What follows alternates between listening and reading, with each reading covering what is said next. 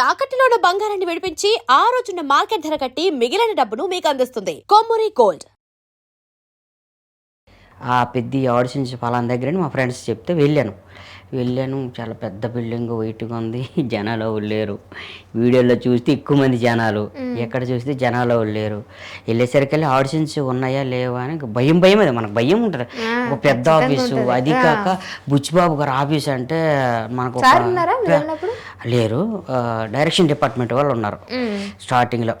అప్పటికి నేను పొలిటికల్ వీడియోలు చేశాను నేను జూనియర్ జగన్తో.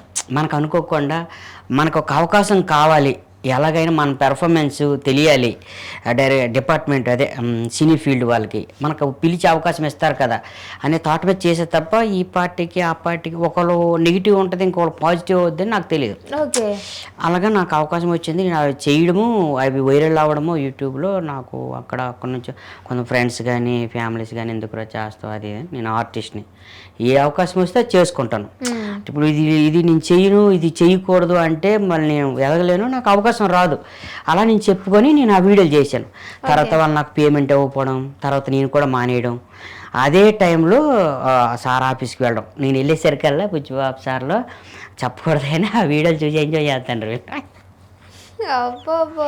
నాకు చాలా హ్యాపీ. అంటే ఉంటారు కదా కొంతమంది మనలాగా కొంచెం చూస్తున్నారు. అంటే డిపార్ట్మెంట్ అనో కాదు, అక్కడ సంథింగ్ పీపుల్స్ ఉంటారు కదా. మనం పక్కన వెళ్తాం, ఆ వీడియో ఆ సౌండ్ వినిపించింది.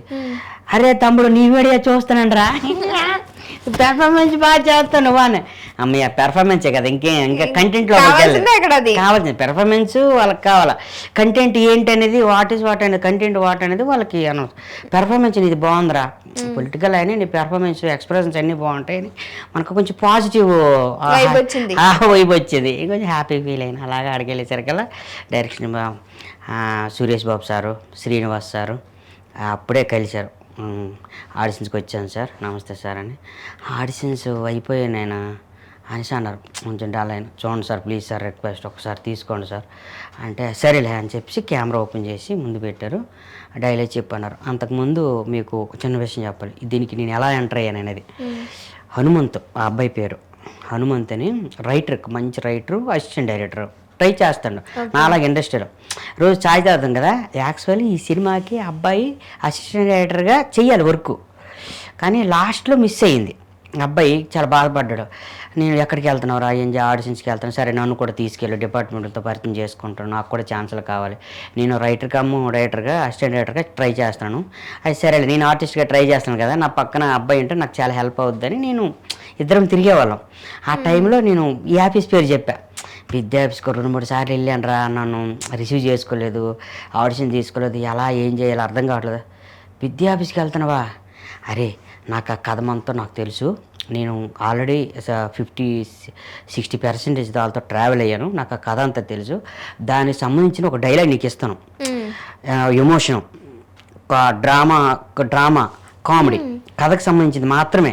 ఇప్పటికీ ఆ 3 ఆ టైప్ ఆఫ్ స్క్రిప్టు నువ్వు ఎటు నుంచి ఎటు తీసుకెళ్ళి వాళ్ళతో ట్రావెల్ అయినా అది కళ్ళు ముందు అలా కదలాడుతూనే ఉంటుంది. అంత మంచి స్క్రిప్ట్ ఇచ్చాడు. హనుమంత్ అని చాలా మంచి రైటర్. అది వెళ్ళి బాగా ప్రాక్టీస్ చేయి, నా ముందే ప్రాక్టీస్ చేయి. అది వెళ్ళి స్పాట్లో అక్కడ చేయమంటే చెయ్యి. నీకు కామెడీ నీకు నచ్చిందా, కామెడీ అక్కడ చేయి.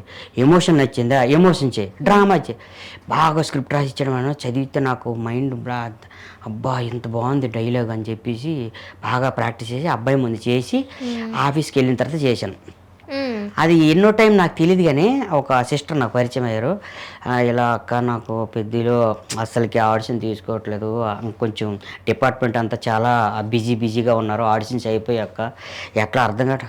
రామచంద్ర నాకు తెలుసు తమ్ముడు అక్కడ డైరెక్షన్ డిపార్ట్మెంట్లో, నువ్వు రా తీసుకెళ్తాను రా అంటే ఫస్ట్ 2 రోజులు చెప్పారు. 3వ రోజుకి నేను అక్క ఎప్పుడు వెళ్తాం అక్క పెద్ద ఆఫీస్కి ఎప్పుడు వెళ్తాం అక్క, ఉండరా తమ్ముడు, రాత్రి ఫోన్ చేస్తున్నావు, తెల్లారి ఫోన్ చేస్తున్నావు, మధ్యాహ్నం తినొద్దా, నేను పడుకోవద్దా, రాత్రి 12 పోను, అక్క బాగున్నావు అక్క, తిన్నావా, టిఫిన్ అని నేను నమస్కారం పెడతాను రా, రేపు నీకు ఖచ్చితంగా తీసుకెళ్తాను రా, నాకు ఫోన్లు చేయకురా, నిద్ర పట్టట్లేదు అనేసి పాపం వాళ్ళు చాలా ఇబ్బంది పడ్డది అక్క. అయితే తీసుకెళ్ళింది. వచ్చిన యాప్స్కే వచ్చాము, మళ్ళీ రొటీనే గేట్ దగ్గరికి వెళ్ళి వచ్చేస్తాం.